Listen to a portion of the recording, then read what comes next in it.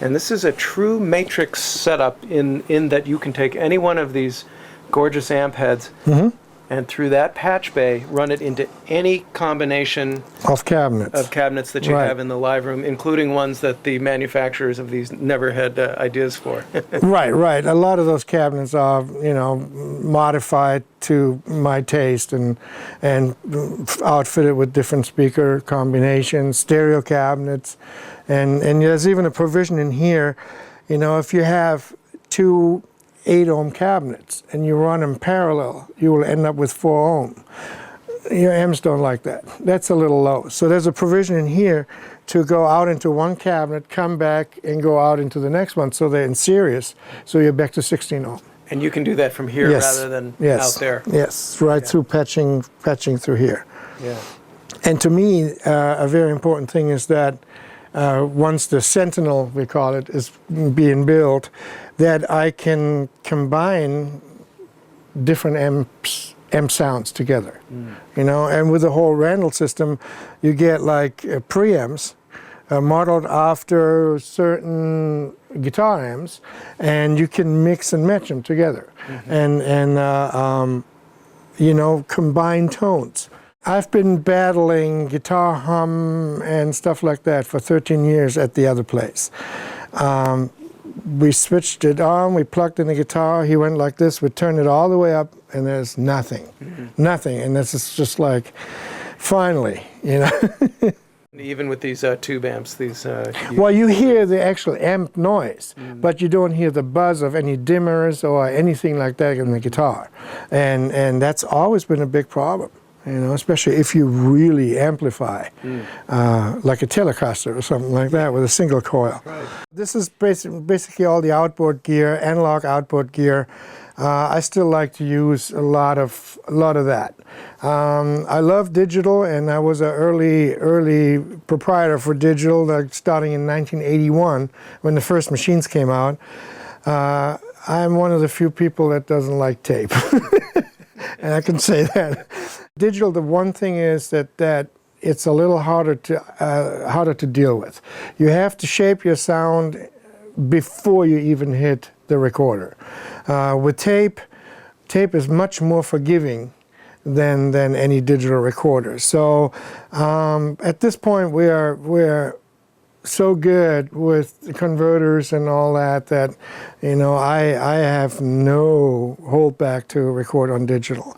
But I do still use a lot of analog outboard gear in order to get there. So this is what's all hooked up back here.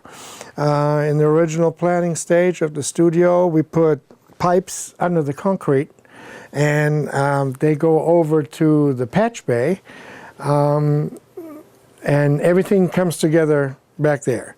But all the gear is like, pretty much situated here, where I can be somewhat in front of the speakers and deal with the sound.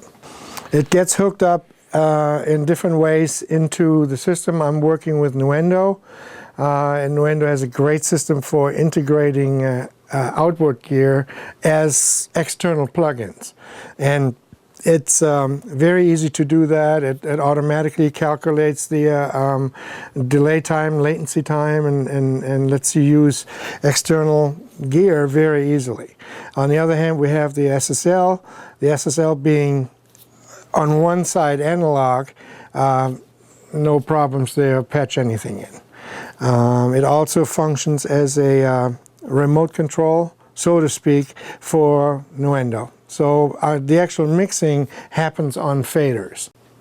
To me, that is something I grew up with, and it's something I just need. I can't mix with a mouse. Some things you set up, but the actual moving a bunch of faders at the same time is very important to me. And with all this wonderful outboard gear, what is the ratio of plugins to outboard gear that you use in Nuendo? I would think it's 50-50.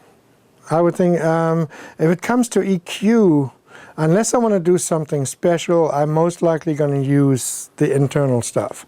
There's real good plugins that they make. UAD makes a whole bunch of good plugins and even compressors and other stuff. So it's about 50-50. The outboard gear is selected in a way that it's special. Every piece does something specific. It's not like, okay, this is always going to be the EQ, or, you know. But if I want a certain sound, I got to go, okay, now I got to use the API, or I got to use the Great River, you know, or anything else. But it's specific gear. So, and to my taste, same with mic pre's, you know, and even with guitars. There's I don't think any normal guitars back there. The client normally brings those in, you know. But if we need something specific, then there it is. And that's the same with outboard gear. I would think it's about 50-50, except for reverbs is 100% outboard. I don't use any reverbs in the box yet. Okay, so what reverb do you use? My favorite reverb now is the Bricasti. And you can see there's a hole underneath for the second one. And I still love the 6000 and the Quantec. Quantec has been made in 1983 and was already back then it was quad. And I think it still holds up. You know, we used it a lot in the 80s when there was a lot of reverb being used before it became a bad word. And the Quantec was one of the main units. And a bunch of Lexicon gear and Eventide. There's a whole bunch of Kurzweil, a whole bunch of different units here. And to me, you know, they just hold up better so far than the in-the-box stuff. In terms of reverb. I'll go along with compressors. I definitely go along with EQs and choruses and all that is wonderful. But reverbs, I'm still, you know, being a bull and using the outboard stuff.